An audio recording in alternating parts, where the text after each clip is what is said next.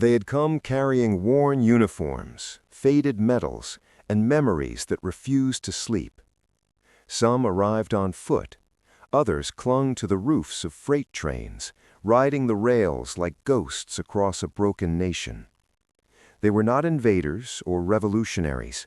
They were American soldiers, men who had crossed the Atlantic barely a decade earlier to fight the war to end all wars. Now they stood on the muddy flats of the Anacostia River, asking their country for a promise it had already made. What followed would reveal a hidden fault line in American democracy, one that still echoes in moments of protest, power, and fear.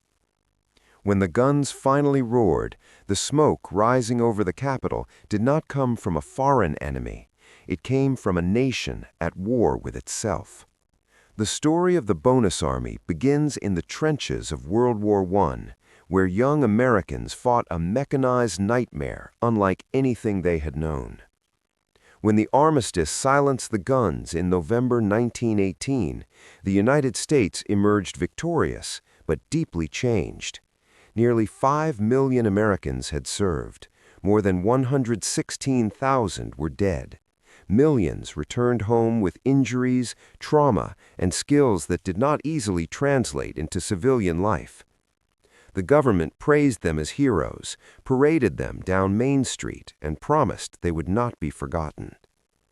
In 1924, Congress passed the World War Adjusted Compensation Act. It awarded veterans a bonus to compensate for wages they had lost while serving overseas. But there was a catch. Instead of immediate payment, most veterans received certificates redeemable in 1945, more than 20 years in the future. At the time, the delay seemed reasonable. The economy was booming, jobs were plentiful, and America was drunk on optimism. Then the Great Depression arrived like a slow-motion catastrophe. After the stock market crash of 1929, factories closed, banks collapsed, and unemployment surged to levels unseen in American history.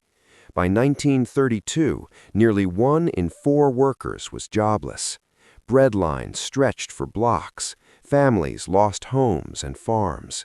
The promise of 1945 suddenly felt like a cruel joke to men who could not feed their children in 1932. Among those men was Walter W. Waters, a former Army sergeant from Oregon. Waters had fought in France, survived the war, and returned to a country that now seemed to have no use for him. Like many veterans, he drifted between jobs, sleeping where he could, watching hope evaporate. He was not a radical, not a communist agitator, not a professional protester. He was simply desperate and organized. In the spring of 1932, Waters proposed a simple idea. Veterans should travel to Washington, D.C. and demand immediate payment of the bonus, not in violence, not in secrecy, but openly, visibly, as citizens exercising their rights. Word spread through veteran networks, newspapers, and hobo camps. The idea caught fire. They called themselves the Bonus Expeditionary Force, deliberately echoing the American expeditionary forces of World War I.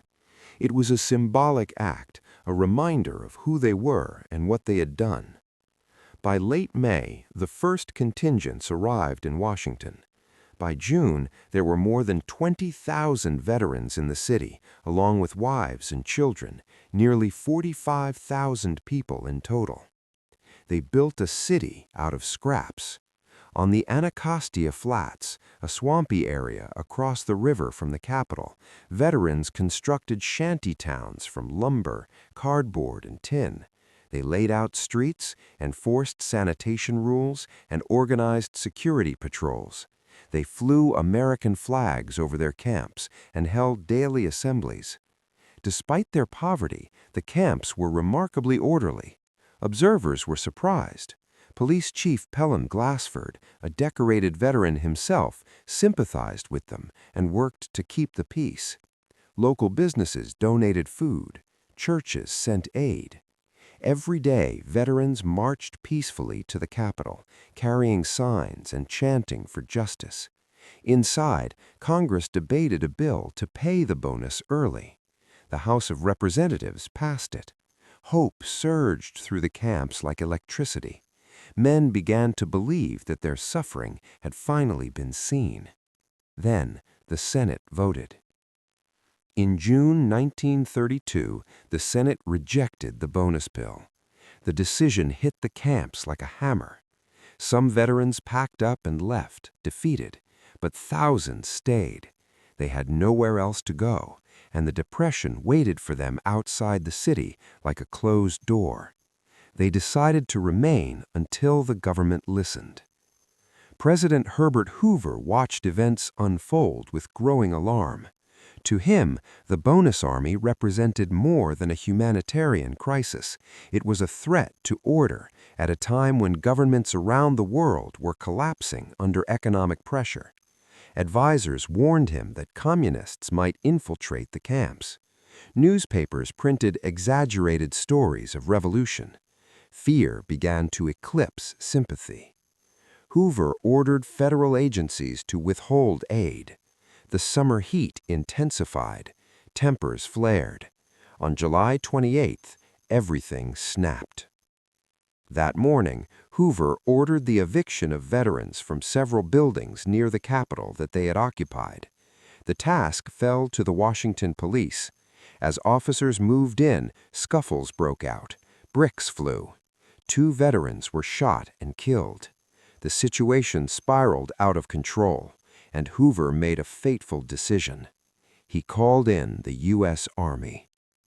Commanding the operation was General Douglas MacArthur, the Army Chief of Staff, one of the most famous officers in America. Under him served Major Dwight D. Eisenhower and Major George S. Patton, names that would later define American military history. Tanks rolled through the streets of Washington. Cavalry units with drawn sabers advanced on unarmed veterans. Tear gas filled the air. MacArthur exceeded his orders. Hoover had instructed him to clear the area near the Capitol, not to cross the Anacostia River.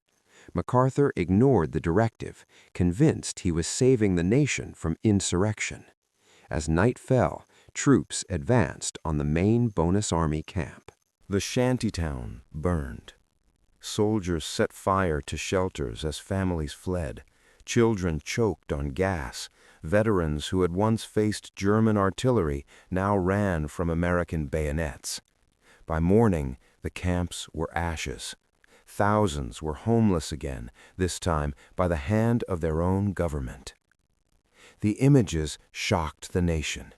Newspapers printed photographs of veterans being attacked by soldiers.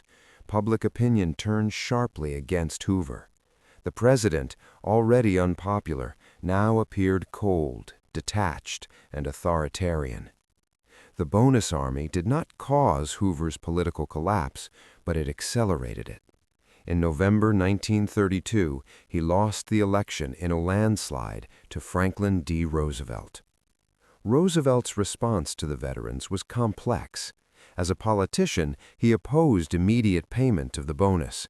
As a leader, he understood the power of compassion.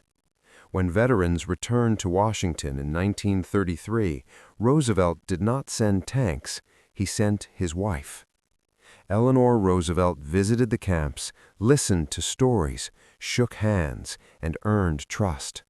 The administration offered jobs through the Civilian Conservation Corps, food and medical care. Many accepted. The confrontation did not end all suffering, but it ended the violence.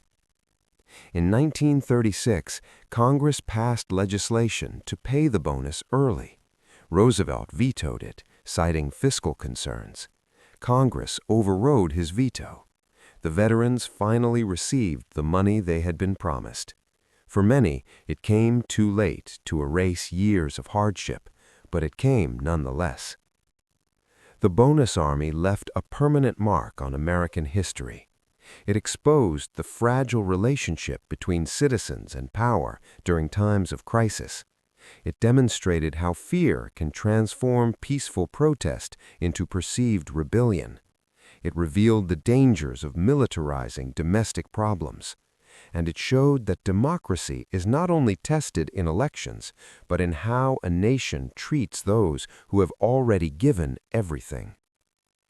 Decades later, when veterans marched against the Vietnam War, when civil rights protesters faced dogs and fire hoses, when crowds gathered to demand economic justice, the ghost of the bonus army hovered in the background. Their story became a quiet warning that ignoring suffering does not make it disappear, and that the line between order and oppression is thinner than it appears. On the Anacostia Flats today, there are no shantytowns, no burning shelters, no lines of desperate men. But the ground remembers. It remembers the veterans who came, not to overthrow their government, but to remind it of its word. And it remembers how easily a nation can forget until history forces it to look in the mirror.